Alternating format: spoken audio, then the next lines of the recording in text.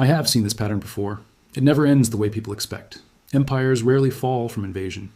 They fall from decisions that feel reasonable at the time.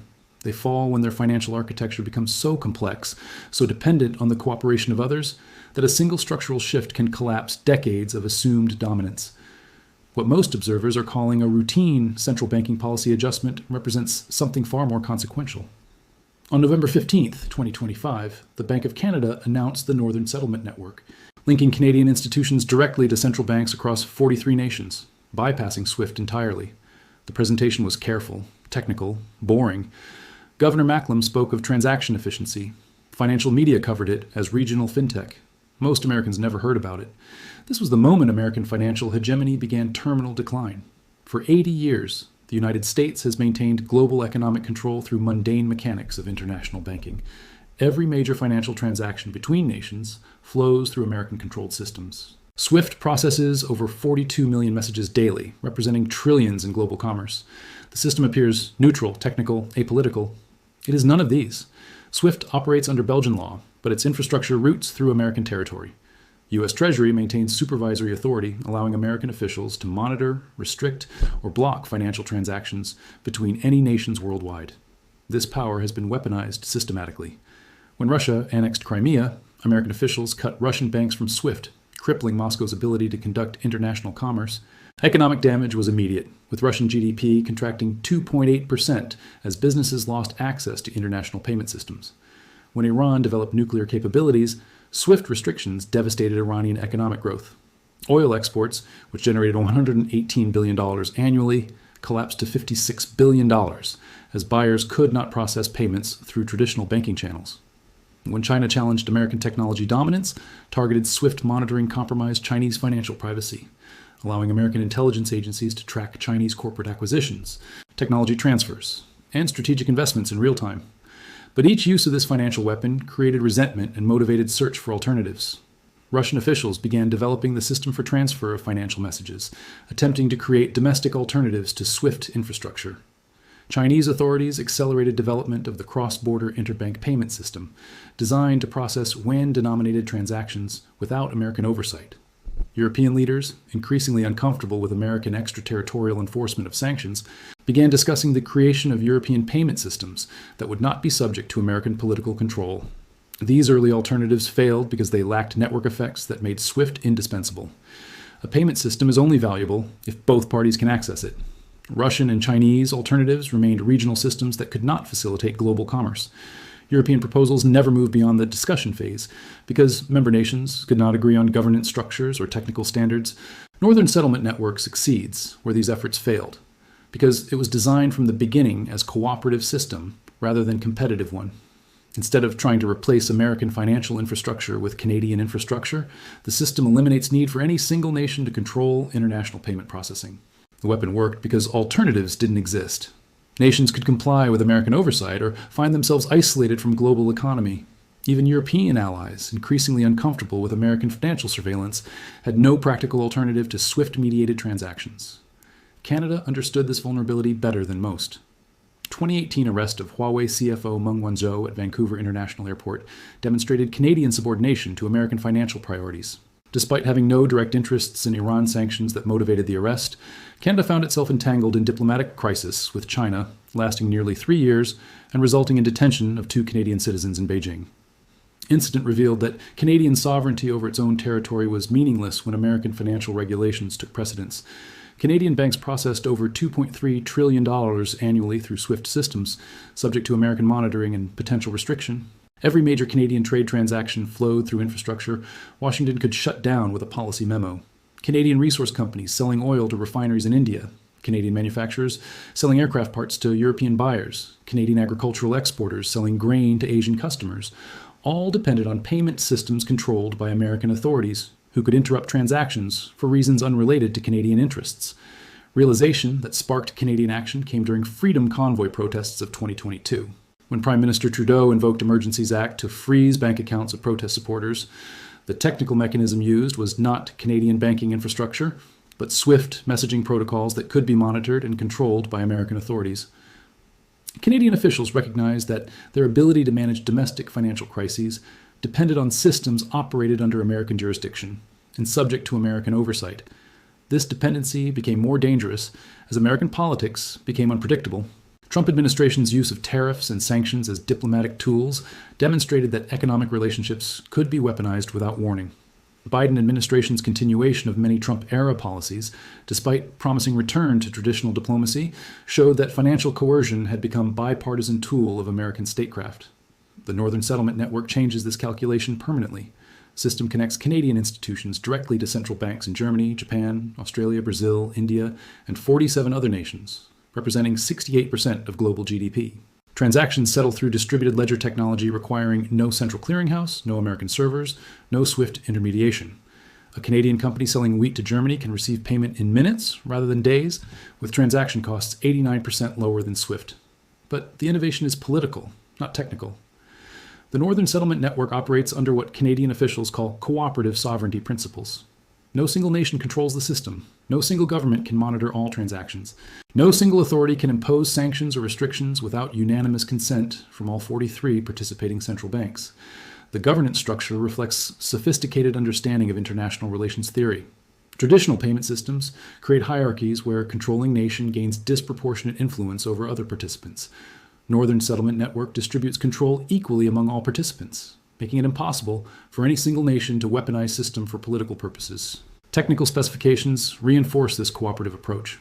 Transaction data is encrypted using algorithms requiring keys held by multiple central banks. No single institution can decrypt payment information without cooperation from at least 6 other central banks. This makes surveillance by any government mathematically impossible, while preserving transaction transparency needed for anti-money laundering and counterterrorism compliance. System processes. Transactions in any currency agreed upon by trading partners, eliminating dollars' privileged position as intermediary currency. Canadian mining company selling copper to German manufacturer can receive payment in euros, settled directly between Bank of Canada and Bundesbank without requiring dollar conversion or American bank intermediation. Transaction costs are reduced by 89% compared to SWIFT alternatives because the system eliminates multiple intermediary banks and foreign exchange conversions that add fees at each step. Smart contract functionality automates complex trade transactions without requiring trust between counterparties. Letters of credit, trade finance, and escrow services that traditionally required multiple banks and weeks of processing can be executed instantaneously through blockchain protocols integrated into the settlement system. This technological capability gives Northern Settlement Network participants significant competitive advantages over businesses dependent on traditional banking infrastructure. Settlement finality is achieved within minutes rather than days, required by correspondent banking relationships that form the backbone of SWIFT-based transactions. This speed improvement provides substantial working capital advantages to businesses using the system, reducing the financing costs associated with payment delays and currency exposure during settlement periods. This represents a fundamental challenge to American financial architecture. For the first time since Bretton Woods, major economies have practical alternatives to American-controlled systems. The cooperative sovereignty model explicitly rejects the hierarchical structure that has defined international finance since 1944.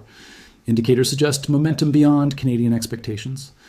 European banks, frustrated with American surveillance, are integrating Northern settlement capabilities. European Central Bank has begun pilot programs connecting Euro payment system to Northern settlement infrastructure, allowing European companies to trade with Canadian partners without American oversight. German industrial companies, seeking secure supply chains for critical materials, have lobbied Bundesbank to expand Northern settlement access to all European Union member nations. Asian central banks view it as hedge against potential American restrictions during trade disputes. The Bank of Japan has integrated Northern settlement capabilities to protect Japanese automotive manufacturers from potential American financial restrictions.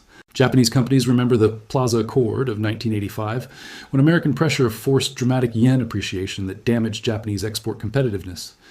The Northern Settlement Network provides insurance against future American currency manipulation by offering alternative payment channels not subject to American influence. The Reserve Bank of India has embraced Northern settlement technology as a mechanism for expanding rupee-based trade relationships. Indian officials see the system as an opportunity to establish the rupee as a regional reserve currency for South Asian commerce, reducing Indian dependence on dollar-denominated transactions. The system's ability to process trades in any mutually agreed currency allows India to offer rupee-based payments to resource suppliers, creating additional demand for Indian currency while reducing American leverage over Indian trade relationships. Most significantly, resource exporting nations recognized that the Northern Settlement Network could liberate them from what economists call the dollar trap. The requirement that oil, gas, minerals, and agricultural products be traded in dollars has channeled enormous economic advantages to American financial institutions, and given Washington indirect control over global commodity markets. This petrodollar system, established through agreements with Saudi Arabia in the 1970s, has been one of the most important pillars of American global economic dominance. Middle Eastern oil exporters, despite their historical relationship with American financial institutions, have begun exploring Northern settlement capabilities as a hedge against potential American political pressure. The UAE Central Bank has established technical connections to the Northern Settlement Network, allowing Emirati oil companies to accept payment in euros, yen, or yuan without converting through dollar intermediaries. This capability provides insurance against potential American sanctions while maintaining traditional dollar-based relationships with existing customers. African resource exporters, long frustrated by the high costs and delays of traditional correspondent banking, have embraced Northern settlement technology with particular enthusiasm. The Central Bank of Nigeria has integrated the system to facilitate oil exports to Asian markets, allowing Nigerian crude to be sold directly for yuan or rupees without dollar intermediation. South African mining companies use the system to sell platinum and gold directly to European manufacturers, eliminating the traditional requirement that precious metals be traded through London or New York markets, controlled by American and British financial institutions. Oil exporters, mineral producers, agricultural nations have been forced to conduct business in US dollars, regardless of the ultimate destination of their products. This requirement channels enormous economic advantages to American financial institutions and gives Washington indirect control over global commodity markets. The Northern Settlement Network processes transactions in any currency agreed upon by the trading partners. Canadian oil can be sold to China in yuan, settled directly between Canadian and Chinese central banks without touching American payment systems or requiring dollar intermediation. The mathematical implications are staggering. If current adoption trends continue, the Northern Settlement Network could process 40% of global trade settlements within 18 months, representing approximately $12 trillion annually, migrating away from American-controlled systems. Wall Street institutions model scenarios where SWIFT volumes decline 60-70% over the next decade. The fees, foreign exchange spreads, and lending opportunities generating hundreds of billions in American banking profits would disappear as commerce routes around American infrastructure. Internal documents from major American banks leaked to financial media in December 2025 revealed the scale of potential losses. JP Morgan Chase, which processes approximately $6 trillion in international wire transfers annually, faces potential revenue reductions of $12–15 billion if Northern settlement adoption continues at current rates. Bank of America's International Corporate Banking Division, which generates $8.7 billion annually from trade finance and foreign exchange services, could see revenues decline 75% within 5 years as multinational corporations migrate to alternative payment systems. The implications extend beyond transaction fees to encompass the fundamental business model of international banking. American banks have leveraged their role as intermediaries in global commerce to gather intelligence about international business activities, identify acquisition targets, and time investment strategies based on early knowledge of trade flows. The Northern Settlement Network's encrypted transaction processing eliminates these information advantages, reducing American financial institutions to passive service providers rather than strategic intelligence collectors. Currency trading revenues face particular disruption. Bank for International Settlements estimates American financial institutions earn $127 billion annually from foreign exchange trading, much depending on dollars' role as intermediate currency in international transactions. When Canadian company trades with German partner using euros settled through Northern Settlement Network, no currency conversion is required, eliminating foreign exchange fees American banks would traditionally capture. Loan portfolios also face structural challenges. American banks have used their privileged position in international payment systems to identify creditworthy borrowers and structure lending relationships before competitors recognize opportunities. Northern Settlement Network's cooperative governance structure means transaction information is shared equally among all participating central banks, eliminating American banks' first-mover advantages in international lending markets. The Federal Reserve has initiated urgent consultations with Treasury officials about potential responses to Northern Settlement Network expansion. Early discussions focused on regulatory restrictions, making it illegal for American companies to use alternative payment systems, but legal analysis suggests such restrictions would accelerate the migration away from American infrastructure. American companies conducting international business would find themselves isolated from majority of global commerce, forcing them to relocate operations to countries with Northern Settlement Network access. The cure would prove worse than the disease. More sophisticated American responses are being explored, according to unconfirmed reports from Washington policy circles. These include offering preferential terms to nations that maintain exclusive SWIFT usage, creating competing payment systems with more attractive terms than the Northern Settlement Network, or attempting to fragment the cooperative sovereignty model through bilateral pressure on participating nations. Each approach faces fundamental obstacles. Preferential terms require congressional appropriations that would expose the full cost of maintaining financial hegemony to domestic political debate. Competing payment systems would acknowledge that American infrastructure is no longer naturally preferred, undermining the psychological foundations of dollar dominance. Bilateral pressure on Northern Settlement Network participants would validate precisely the concerns about American financial weaponization that motivated the system's creation. The historical parallels are precise and ominous. Rome's control over Mediterranean trade routes seemed permanent until alternative routes developed. British control over global shipping appeared unbreakable until other nations built independent capacity. American financial dominance feels natural and inevitable until practical alternatives emerge.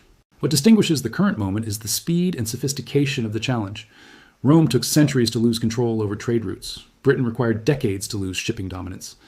American financial hegemony faces a coordinated alternative system designed by 43 nations specifically to eliminate American oversight and control. The Northern Settlement Network represents more than financial infrastructure. It represents a new model of international cooperation that explicitly rejects hierarchical dominance by any single power. The cooperative sovereignty principles that govern the system could be applied to trade agreements, security arrangements, technology development, or any other domain where smaller nations seek alternatives to great power control.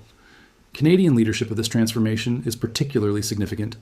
Unlike China or Russia, Canada cannot be dismissed as authoritarian. Unlike European initiatives, Canada's approach does not compete directly with American alliances. The Northern Settlement Network positions Canada as a middle power facilitator of multipolar cooperation, rather than a rival hegemon seeking to replace American dominance with its own. This makes the challenge more dangerous from an American perspective. Military responses are impossible against a democratic ally. Economic pressure risks accelerating the migration toward alternative systems. Diplomatic isolation would damage American relationships with multiple allies simultaneously. The quiet nature of the transformation compounds the difficulty. Unlike military challenges or trade wars, financial infrastructure changes receive little attention until effects become irreversible. By the time American policymakers fully comprehend the implications of the Northern Settlement Network, billions of dollars in transaction volume in dozens of major economies may have integrated the system into their core financial operations. Canadian officials have been careful to describe the Northern Settlement Network as complementary to existing infrastructure rather than competitive with American systems. This framing allows participating nations to maintain swift access while building alternatives, reducing the political cost of adoption while increasing the long-term threat to American financial control. The strategy reflects sophisticated understanding of how financial power actually operates. Direct challenges to American financial hegemony invite swift retaliation. Gradual alternatives that provide obvious benefits to users can gain momentum before their strategic implications become clear to American officials. History does not punish intentions, it only records outcomes. The Northern Settlement Network may have been designed as a technical improvement to international payment processing, but its effects will be measured in the collapse of American financial leverage over global commerce. Transformation extends beyond banking to encompass entire architecture of international economic relationships. Trade agreements, military alliances, diplomatic partnerships, development assistance programs, all have been structured around assumption that participants would remain dependent on American financial infrastructure. When that infrastructure becomes optional, every other aspect of American international influence becomes negotiable. NATO alliance structures have been maintained partly through understanding that member nations depend on American financial systems for defense procurement and military cooperation. European nations, seeking to develop independent defense capabilities, have been constrained by reliance on American payment systems for arms purchases and technology transfers. Northern Settlement Network provides European defense contractors with payment alternatives that do not require American approval or oversight. International development assistance has been structured to channel recipient nations toward American financial institutions and dollar-denominated debt relationships. World Bank, International Monetary Fund, and regional development banks all require borrower nations to maintain relationships with American-controlled payment systems as conditions for accessing development financing. Northern Settlement Network allows developing nations to access international capital markets without accepting American oversight of their domestic financial policies. Resource extraction agreements have historically required payment through American financial intermediaries, giving American institutions detailed intelligence about global resource flows and pricing relationships. Mining companies, oil producers, and agricultural exporters have been forced to share commercially sensitive information with American banks as price of accessing international markets. Northern Settlement Network eliminates this intelligence gathering capability while providing resource producers with more efficient payment processing and lower transaction costs. Transformation is already irreversible. Every nation that integrates Northern Settlement Network capabilities reduces its dependence on American financial infrastructure. Every transaction processed through alternative system demonstrates that American oversight is optional rather than inevitable. Every business relationship formed through Northern settlement channels creates economic incentives to maintain alternative payment capabilities, even if American systems become more competitive in future. Canadian strategic planning for this transformation has been remarkably sophisticated. Rather than attempting to replace American financial dominance with Canadian dominance, Ottawa has positioned Canada as facilitator of multipolar financial system that serves interests of all participants, rather than privileging any single nation. The genius of this approach is that it makes Canadian leadership sustainable. Nations that join systems designed to benefit controlling power eventually seek alternatives when their interests diverge from those of hegemon. Nations that join systems designed to benefit all participants equally have incentives to maintain and expand those relationships over time. By the time this is fully understood, it will no longer matter. Financial architecture that maintained American global dominance for 80 years is being quietly dismantled, one bilateral payment agreement at a time, by a neighbor supposed to remain permanently subordinate to American economic interests. Mathematics are implacable. Network effects are accelerating. Cooperative advantages are compounding. Age of American financial hegemony is ending, and most Americans still do not know it has begun.